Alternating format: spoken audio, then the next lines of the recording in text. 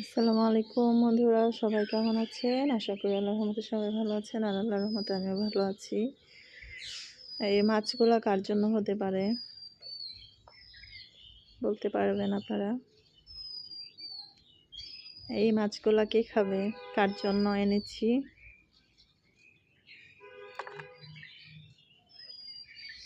এতগুলো মাছ,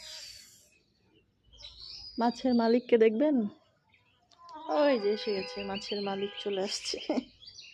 হাই, এই, এগুলো কার? এগুলো আপনার? কুচু মিয়া, কুচু সাহেব, হ্যাঁ আপনার মাছ।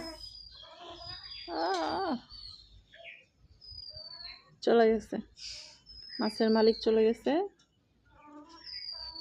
এই যে আবার আসছে, চলে আসছে।